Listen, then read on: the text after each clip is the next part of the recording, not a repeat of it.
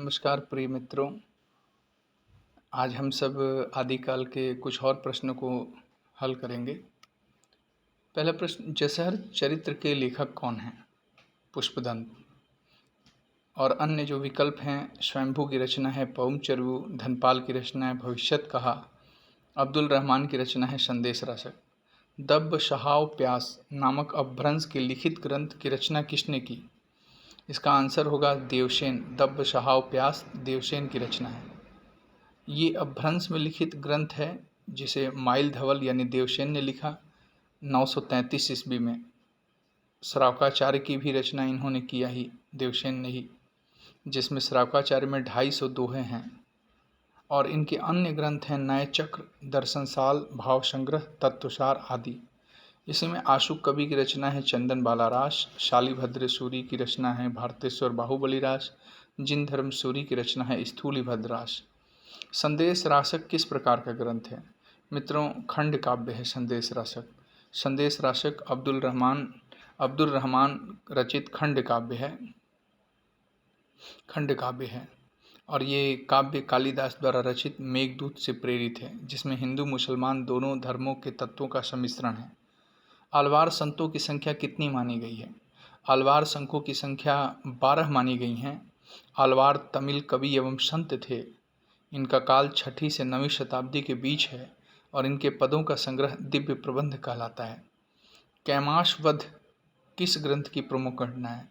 कैमाशवध, जैसा कि हम सब जानते हैं, पृथ्वीराज रासो की प्रमुख घटना है। पृथ्वीराज रासो के रचयिता चंद्रबरदाई हैं। अगला प्रश्न है, अपभ्रंश भाषा में लिखित रामचरित्र कौन सा है? अपभ्रंश भाषा में लिखित रामचरित्र पउम चर्वु का है। पउम चर्वी ग्रंथ की रचना स्वयंभू ने किया था। इनकी अन्य रचना है रिठेमीचर्यु और स्वयंभू छंद।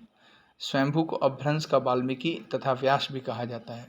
स्वयंभू के पउम चर्वु को उनके पुत्र त्रिभुवन ने पूरा किया, जबकि रामायण के रचयिता महर्षि वाल्मीकि और रामचंद्रिका के रचयिता केशवदास तथा महापुराण के रचयिता पुष्पदंत और रामचरितमानस के रचयिता तुलसीदास हैं। ये सब रामचरित्र से संबंधित रचनाएं हैं। पुस्तक जल्हड़ हथ दय चली गज्जन निरपकाज, इस पंक्ति में किस पुस्तक के बारे में संकेत है? इस पुस्तक में पृथ्वीराज रासो के बारे में संकेत है। ये जब पुस्तक जल्हड़ हथ दय अपने पुत्र को जब पुस्तक दे देते हैं कि तुम इसे पूरा करना, चंद्रबरदाई के पुत्र जल्हड़ हैं, ये उस समय का वृत्तांत है। पृथ्वीराज रासो की भाषा क्या है? तो पृथ्वीराज रासो की भाषा डिंगल है। अपभ्रंश राजस्थानी के मिश्रित रूप को डिंगल कहते हैं, जबकि अपभ्रंश और ब्रज भाषा के मिश्र रूप को पिंगल कहते हैं। पिंगल अब ब्रज भाषा से मिलकर बना होता है और डिंगल राजस्थानी के मेल से बनकर बना होता है। तो पृथ्वीराज रासो की भाषा डिंगल है। निम्नलिखित में से कौन सी रचना अपभ्रंश के प्रभाव से मुक्त हिंदी की रचना मानी जाती है?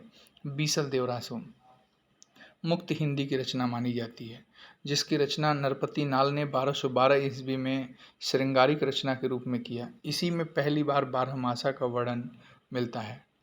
पंडिय शाल सत्य वखाणई, देहहि बुद्ध बसंत न जानई, ये सरहपा का है और ये आदिकालीन कवि हैं और ये सरहपा की पंक्तियां हैं। आल्हा उदल नामक वीर सरदारों की वीरतापूर्ण लड़ाइयों का वर्णन निम्नलिखित में से किस ग्रंथ में है? ये परमाल रासों में है। परमाल रासों की रचना जगनीक ने किया। बहुत शुक्रिया मित्रों, सुनने के लिए धन्यवाद।